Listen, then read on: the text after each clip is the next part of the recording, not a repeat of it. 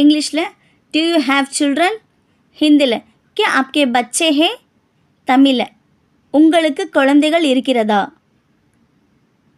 No I don't have children, Hindi में नहीं मेरे बच्चे नहीं है, இல்லை எனக்கு குழந்தைகள் இல்லை. ஐ ஹாவ் ஒன் சைல்டு, எனக்கு ஒரு குழந்தை உள்ளது, ஹிந்தியில் मेरा एक बच्चा है. आई हैव टू चिल्ड्रन, हिंदीயில் मेरे दो बच्चे हैं, எனக்கு இரண்டு குழந்தைகள் உள்ளனர். आई हैव थ्री चिल्ड्रन, हिंदीயில் मेरे तीन बच्चे हैं, எனக்கு மூன்று குழந்தைகள்.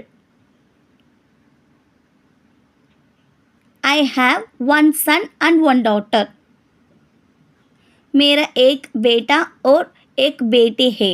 இல்லை அப்படின்னா मेरा एक लड़का और एक लड़की है.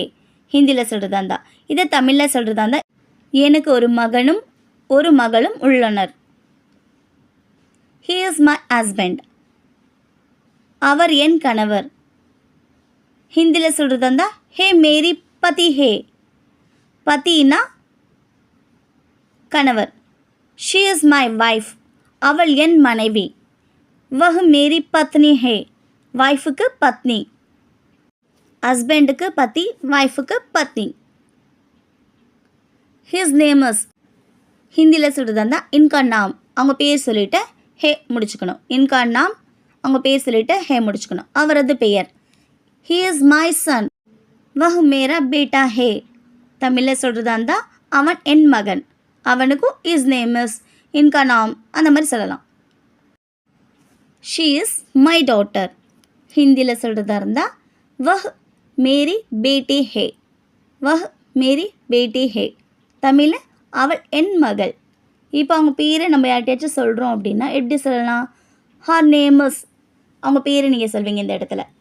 அதுவே ஹிந்தியில் சொல்கிறதா இருந்தால் உஸ்கா நாம் அவங்க பேரை சொல்லிவிட்டு ஹேல முடிக்கணும். தமிழில் சொல்கிறதா இருந்தால் அவள் பெயர். இங்கிலீஷில் சொல்கிறதா இருந்தால் her name is.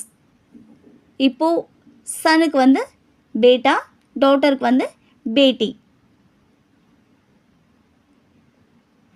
அதே மாதிரி ஹர் நேமஸ்ன்னு சொல்லியிருக்கோமா, பேட்டாக்கு சொல்கிறப்போ ஹிஸ் நேமஸ்.